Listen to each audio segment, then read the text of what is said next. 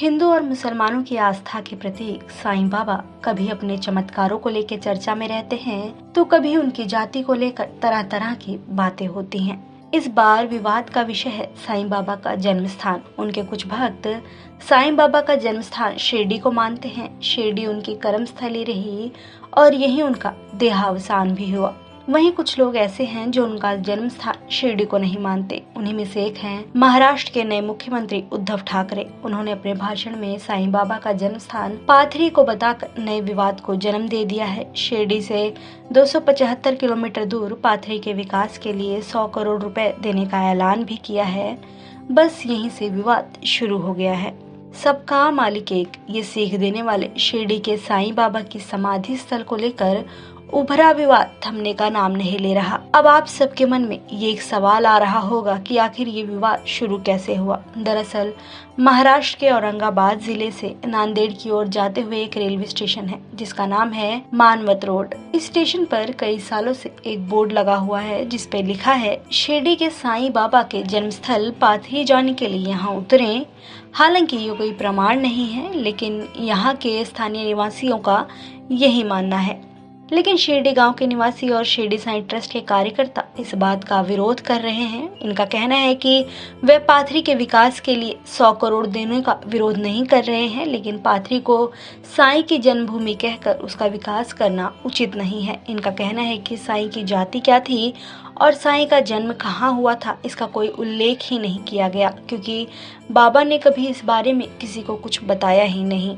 साईं तो बस कहीं से शिरडी में आकर बस गए और यहीं के होकर रह गए। साईं के जन्म स्थान को लेकर विवाद इतना बढ़ गया है कि पहली बार शिरडी साईं ट्रस्ट ने मंदिर 19 जनवरी रविवार से अनिश्चित काल के लिए बंद करने का निर्णय लिया।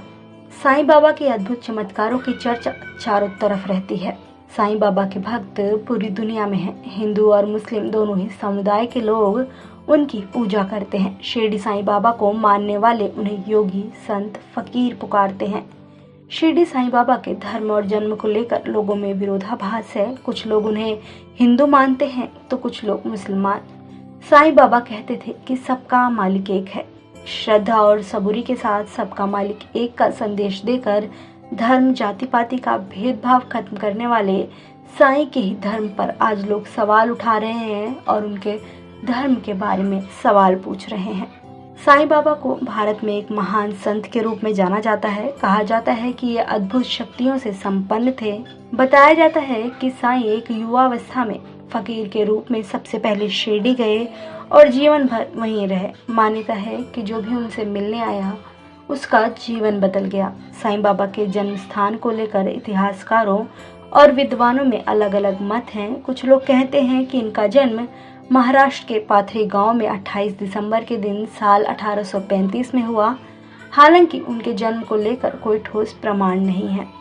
साईं सच्चरित्र नामक किताब के मुताबिक साईं 16 साल की अवस्था में महाराष्ट्र के अहमदनगर जिले के शिरडी गांव में पहुंचे थे, जहां वे एक सन्यासी का जीवन व्यतीत कर रहे थे। वे हमेशा एक नीम के पेड़ के नीचे ध्यान लगाकर भक्ति में लीन रहते थे। धीरे धीरे लोग इनके उपदेशों को अपनाने लगे और इस तरह इनकी ख्याति आसपास के गांव में बढ़ती गई। साईं बाबा अपने जीवन काल में एक पुरानी मस्जिद में रहते थे जिसे वे द्वारका माई कहा करते थे। सिर पर एक सफेद कपड़ा बांधे हुए फकीर के रूप में साईं शिरडी में धुनी रमाए रहते थे। इस रूप के कारण कुछ लोग इन्हें मुस्लिम मानते हैं, जबकि द्वारिका के प्रति इनका श्रद्धा और प्रेम के कारण कुछ लोग इन्हें हिंदू मानते हैं। लेकिन साईं ने कभी भी अपने आप को जाति बंधन में नहीं बांधा। महाराष्ट्र के अहमदनगर जिले के शिरडी गांव में साईं का मंदिर स्थित है। इस मंदिर में आज भी लोगों की आस्था जुड़ी है। इस मंदिर में साईं के दर्शन के लिए देश विदेश से लोग आते हैं। यहाँ साईं बाबा की समाधि है। साईं बाबा ने शिरडी में 15 अक्टूबर दशहरे के दिन 1918 में समाधि ली थी। बताया जाता है कि 27 दिसंबर 1918 को साईं बाबा के शरीर का तापमान बढ़ने लगा। उन्होंने अन्न जल सब छोड़ दिया।